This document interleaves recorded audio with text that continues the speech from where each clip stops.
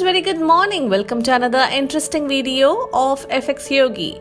In today's video, let's learn about cryptocurrency mining. When I first heard of Bitcoin mining, I immediately imagined a hot guy with a ripped body, wearing a helmet with a flashlight on it, getting dirty inside a mountain. However, I soon learned cryptocurrency miners don't have to have any of these qualities. All you need is access to high-speed internet and a high-end computer. In the upcoming videos, let's explore the basics of crypto mining. Not all cryptocurrencies require mining. Bitcoin, the granddaddy of all coins, started the mining craze in 2009, setting up the concept of blockchain technology. However, many new coins out there can't be mined and use alternative methods to generate value. Understanding how mining works in a nutshell. Bitcoin and other mineable cryptocurrencies rely on miners to maintain their network. By solving math problems and providing consent on the validity of transactions, miners support the blockchain network, which will otherwise collapse. For their service to the network, miners are rewarded with newly created cryptocurrencies such as bitcoins and transaction fees. To really understand mining, you first need to explore the world of blockchain technology.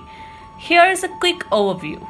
If you want to help update the ledger, transaction record of a mineable cryptocurrency like Bitcoin, all you need to do is to guess a random number that solves a math equation.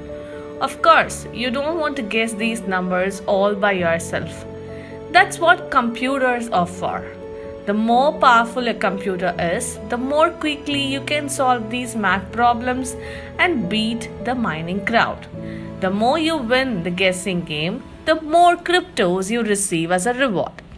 If all the miners use a relatively similar type of computing power, the laws of probability dictate that the winner isn't likely to be the same miner every time.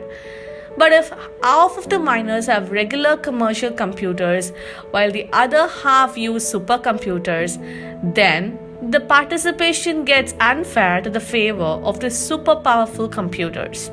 Some argue that those with supercomputers will win most of the time, if not all the time. Cryptocurrency networks such as Bitcoin automatically change the difficulty of the math problems depending on how fast miners are solving them. This process is also known as adjusting the difficulty of the proof of work (POW).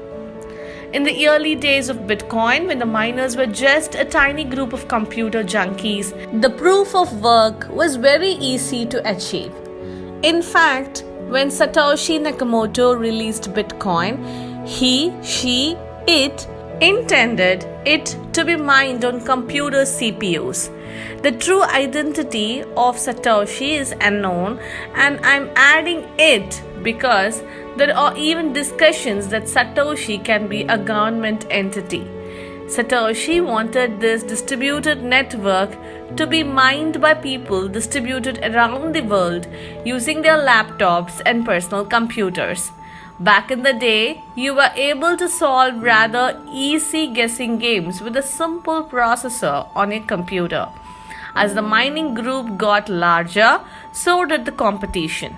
After a bunch of hardcore computer gamers joined the network, they discovered the graphics cards for their gaming computers were much more suitable for mining. Mining isn't a get-rich-quick scheme. To mine effectively, you need access to pretty sophisticated equipment. First, you need to do the math to see whether the initial investment required to set up your mining assets is going to be worth the cryptos you get in return.